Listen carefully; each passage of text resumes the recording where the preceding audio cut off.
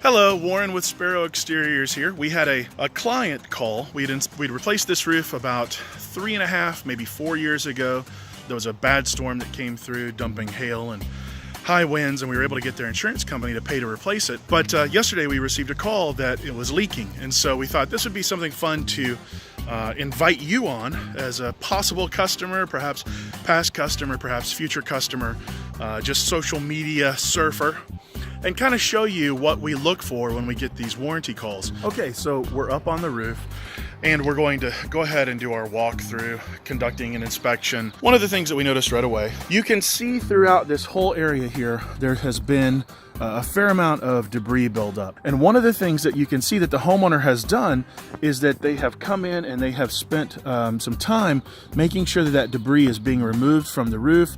There's still a little bit of pile up down here at the gutter line. These screens are not something that we recommend. These are something that do have a tendency to grab debris and kind of build a bit of a dam here. But apart from that, and we recommend having that removed and cleaned out. But apart from that, you can see that they have taken really good care of the roof. The vents are performing really well. They look really clean. Valleys, you can see here.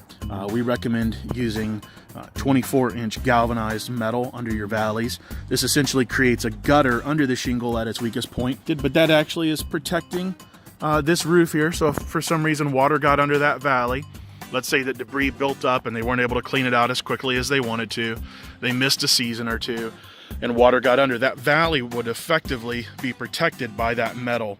So you'd have almost a gutter under there. So the roof is performing pretty well.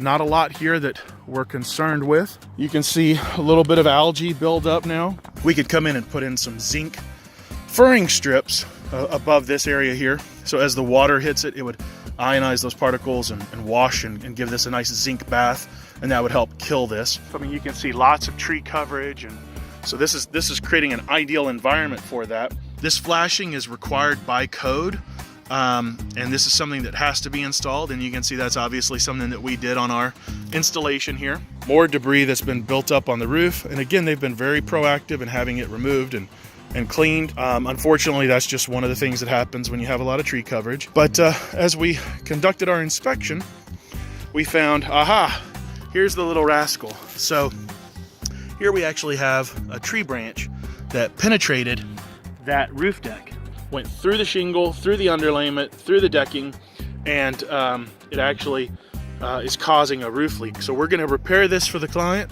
We're going to make sure that this is nice and watertight. They don't have to worry about it. Okay, so you were able to go up on the roof with us, take a look at everything. You can see that overall the roof is aging pretty nicely. There's a few things that we would recommend. They've taken really good care of the roof, wiping off debris, blowing off the debris, making sure that that's not going to become a problem. The flashings, the vents, everything looks really good. And you can see the benefits of having it done correctly. It's really held up quite well. The only problem, a tree branch, and that happens when you have tons of trees that cover over the roof. It's not something that is due to installation or anything like that, but nevertheless, this is our customer. We care. Thank you for coming along on this journey, and we'll see you next time.